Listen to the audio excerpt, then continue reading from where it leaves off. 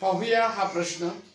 2चा घातांक n बरोबर 4चा 5वा घात 3 वेळा बेरजेमध्ये आहे, 3चा 5वा घात 2 वेळा बेरजेमध्ये आहे, मध्ये गुणिले आहे 6चा 5वा घात 4 वेळा आहे आणि छेदामध्ये 2चा 5वा घात 3 वेळा आहे। बेरीज करत असताना लक्षात ठेवायचं कोणतीही संख्या समजा उदाहरणार्थ 9 अधिक 9 अधिक 9 अधिक 3 वेळा आहे, म्हणजे ही संख्या थोडक्यात याची बेरीज असते 27। मग त्याऐवजी आपण असं जर लिहिलं तरी बेरीज चुकत नसते।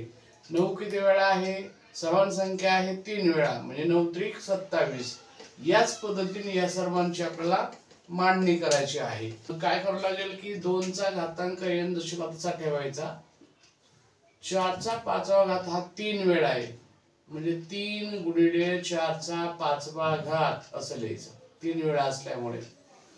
3चा 5वा घात 2 वेळा आहे म्हणून 3चा 5वा घात गुणिले 2 करायचं, पुढे गुणिले। आता 6चा 5वा घात 4 वेळा आहे मग 4 गुणिले 6चा 5वा घात लिहायचा, पुढे छेदामध्ये 2चा 5वा घात घ्यावा लागेल, 3 वेळा असल्यामुळे 2चा 5वा घात आपण 3 वेळा घेतला। आणि मग या ठिकाणी लक्षात येईल की गुणाकार करत असताना आपण यामध्ये पाहिलं आहे की अंश छेद असल्यावर एका अंशाने एका छेदाला भाग देता येत असतो। तर मग काय होईल या ठिकाणी 3 एक 3 हे कॅन्सल होईल, बे एक बे, बे दोन्ही 4 होईल आणि मग हे 2 या ठिकाणी राहतील। आणि आपले घातांकाचा नियम माहित आहे की पाया जरी वेगळा असला पण त्यांचे घातांक जर समान असतील तर त्याला आपण एकत्र एका कंसात त्याला आपण मांडू शकतो आणि समान घात दाखवू शकतो।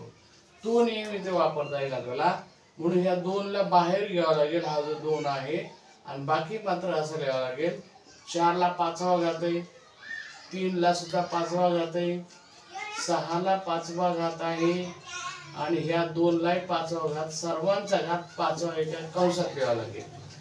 आणि मग कॅल्क्युलेशन करायचं 3 एक 3, 3 दुने 6, बे एक बे, बे दोन्ही 4 असं लिहिल्याच्या नंतर म्हणजे 2चा n वा घात राहील, मग 2च्या डोक्यावरचा 1 घात घ्यायचा गुणिले हा 2 गुणिले 2 म्हणजे 2चा वर्ग होईल, 2चा वर्ग झाला आणि त्यालाही घातांक राहील काय 5वा।